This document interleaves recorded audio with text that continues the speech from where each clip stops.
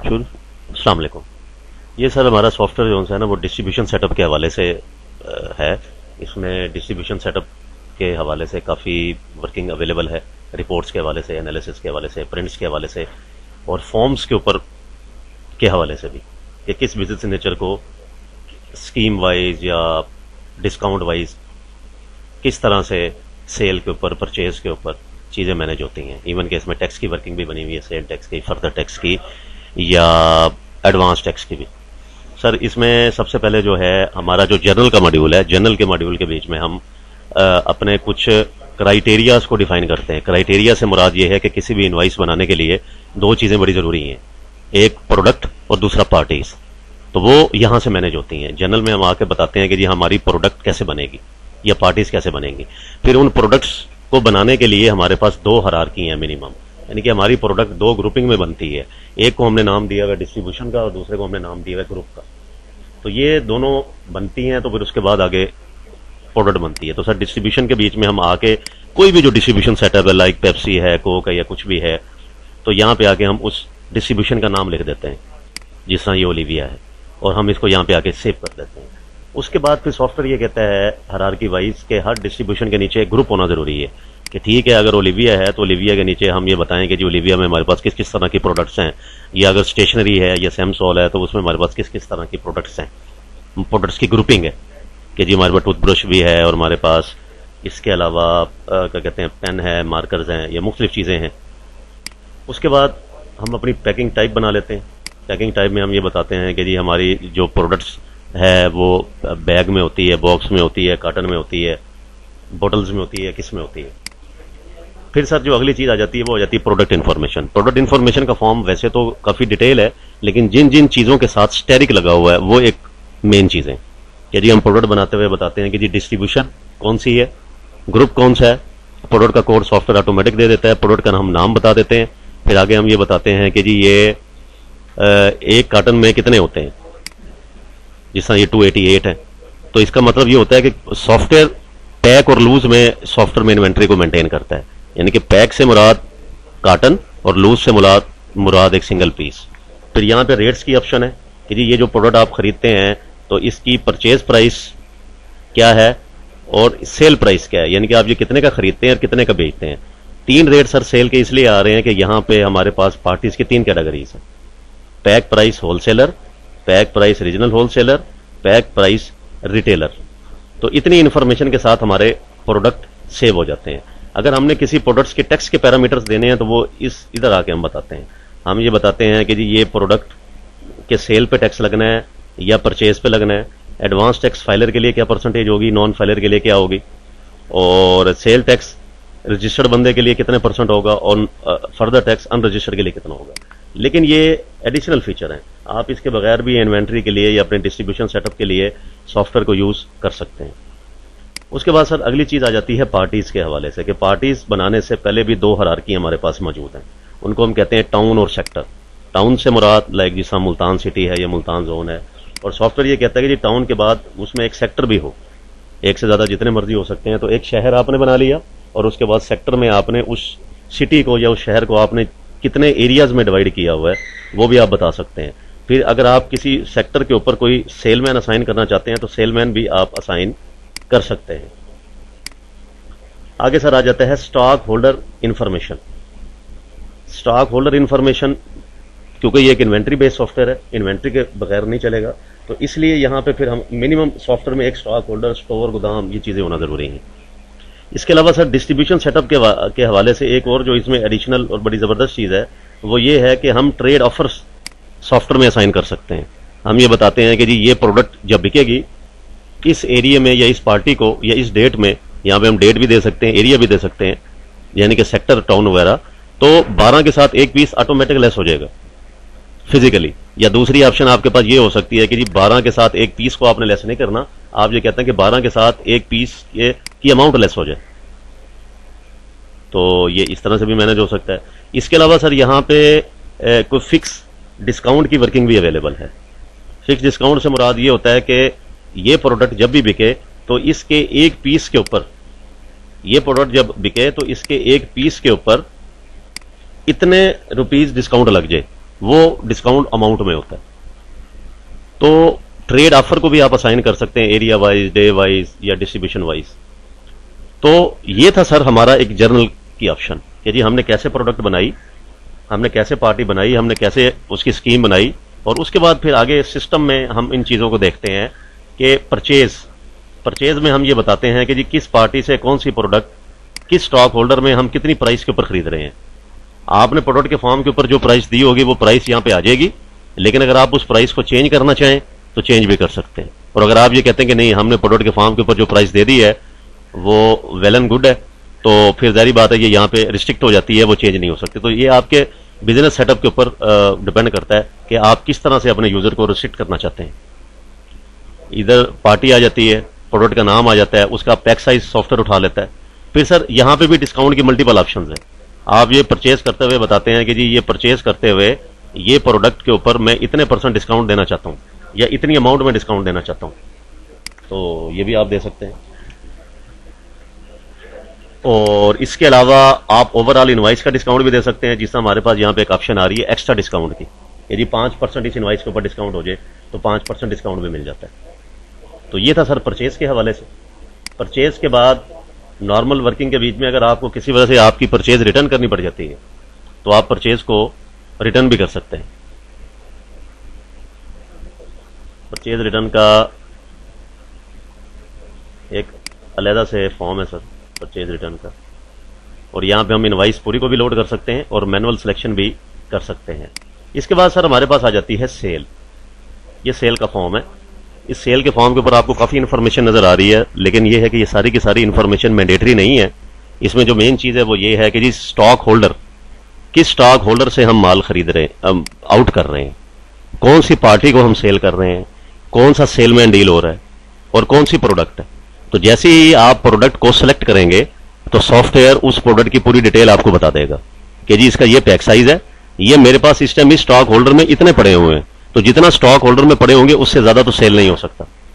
और यहां पे भी देखें डिस्काउंट की मल्टीपल ऑप्शंस है कि आपने उस प्रोडक्ट को सिलेक्ट किया, उस प्रोडक्ट का ये रेट था, अगर आपको ये डिस्काउंट देना चाहते हैं तो आप डिस्काउंट भी दे सकते हैं।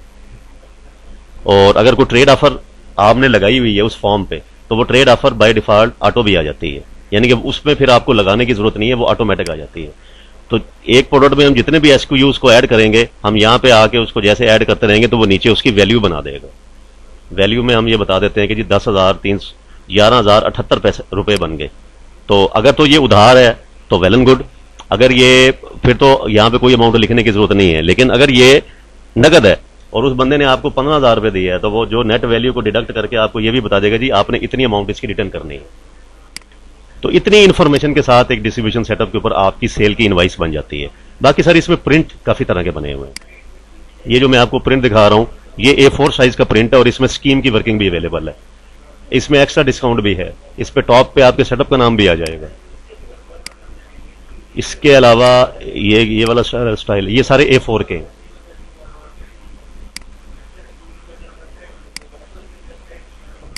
ये भी ये A5 का स्टाइल है सर।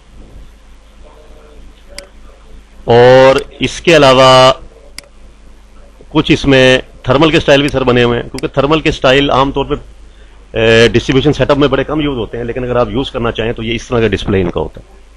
और एक आधा प्रिंट स्टाइल हमारे पास उर्दू का भी बना हुआ है कि अगर आप उर्दू में इंफॉर्मेशन दें, क्योंकि सॉफ्टवेयर पूरा का पूरा तो वैसे इंग्लिश में है, लेकिन अगर आप प्रोडक्ट का नाम, पार्टी का नाम, सेलमैन का नाम, उसके टाउन सेक्टर वगैरह या कुछ ऐसी चीजें अगर आप उर्दू में देना चाहें तो एक आधे कुछ ऐसे प्रिंट स्टाइल होंगे जो कि आपको डाटा उर्दू में दिखाते हैं।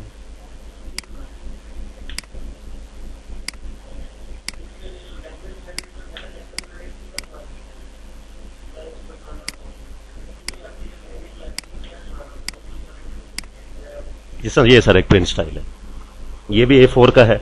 इसके बीच में अब ये देखें कि अगर आपने अशिया का नाम उर्दू में लिखा होगा तो वो यहाँ पे आ जाएगा। ये यहाँ से उसकी इन्फॉर्मेशन दी जाती है। जब हम प्रोडक्ट बना रहे हैं इंग्लिश में तो हम नाम दे रहे हैं, तो प्रोडक्ट नेम इन अगर उर्दू भी हम दे देंगे तो वो प्रोडक्ट नेम इन उर्दू भी वो मैनेज कर लेगा। इसके अलावा सर ये टैक्स से मुतल्लिका ये स्टाइल एक बना हुआ है, इसमें टैक्स की टोटल डिटेल आती है, तो ये भी मैनेज हो सकता है। इसके अलावा सर सेल्स के साथ सेल्स रिटर्न है। अगर आप सेल रिटर्न को मैनेज करना चाहें, सेल रिटर्न भी मैनेज हो जाती है, उस पर आप इनवाइस भी लोड कर सकते हैं और आप उसको वैसे भी मैनेज कर सकते हैं, जिसको ओपन सेल रिटर्न कहते हैं। इसी तरह पार्टी रिकवरी है कि आप के सेलमैन ने पार्टी से रिकवरी वसूल की है, बेशक वो कैश से की है, क्रेडिट से की है, किस पार्टी से की है, किस सेलमैन ने की है, तो यहां पे सारी ऑप्शन आ रही हैं। यानी कि हमने इस रिकवरी के फॉर्म के ऊपर सारी ऑप्शन दे दी हैं, कैश की भी, बैंक सिस्टम की भी, पार्टी पेमेंट की भी, जिसको जीवी कहते हैं। और ये वाला फॉर्म अकाउंट से इंटीग्रेटेड है। इसी तरह सर पार्टी पेमेंट, क्या आपके जो हैं, क्या कहते हैं, सप्लायर्स हैं या वेंडर्स हैं, उनको जब आपने पेमेंट करनी है तो उसके लिए भी ये ऑप्शन यहां पे अवेलेबल है कि जी किस पार्टी को पेमेंट करनी है, बैंक से करनी है या ऑनलाइन है या कैश है, कितनी अमाउंट है, और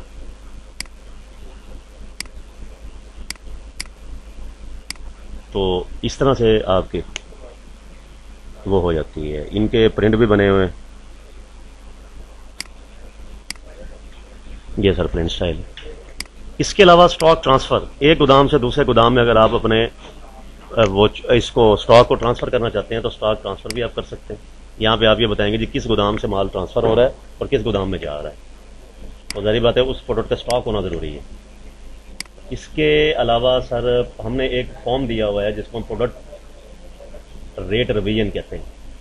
इसमें सर क्या होता है कि इसमें हम बताते हैं कि जी इस डिस्ट्रीब्यूशन या इस ग्रुप के इस प्रोडक्ट को हम रेट रिवाइज करना चाहते हैं, तो जो जैसे ही डाटा यहां पे सेव होगा तो वो इसके प्रोडक्ट के रेट को रिवाइज कर देगा प्रोडक्ट के फॉर्म पे। ठीक होगा सर। तो ये थी सारी वर्किंग आपकी डिस्ट्रीब्यूशन वाइज। इसमें कुछ एडिशनल चीजें हैं रिपोर्ट से मुतलका।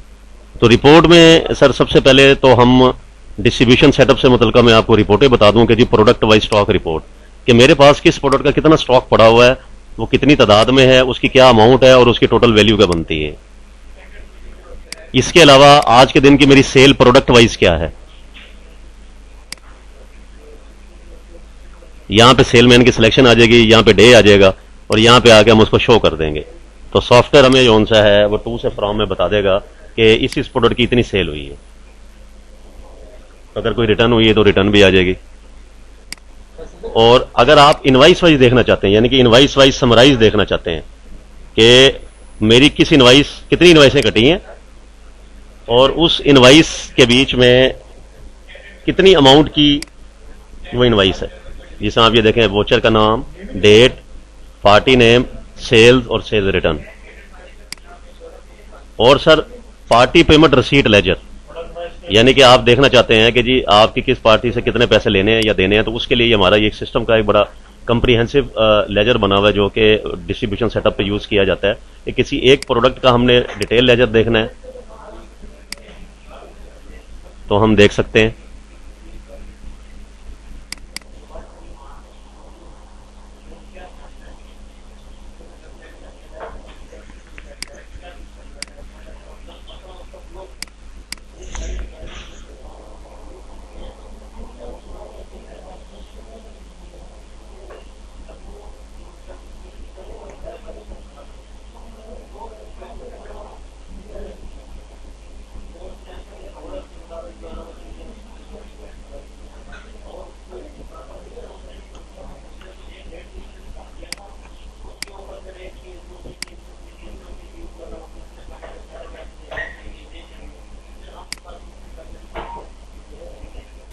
किसी पार्टी का इंडिविजुअल लेजर सर हम देखना चाहते हैं तो यहाँ पे आके हम उसको शो करेंगे, वो उस पार्टी का इंडिविजुअल लेजर आ जाएगा।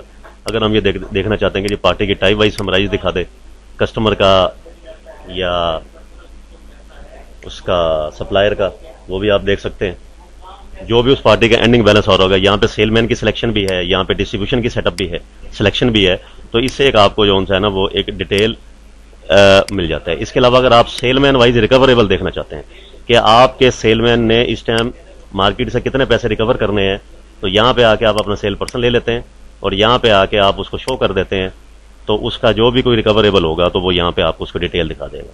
अगर हम ये कहते हैं कि जी नहीं हमें पार्टी का नाम भी आना चाहिए, तो उस पार्टी की पूरी डिटेल बताएगा, लास्ट उसको सेल जो रिकवरेबल है उसमें कितनी अमाउंट है, टोटल रिकवरेबल कितना है और टोटल अमाउंट कितनी है।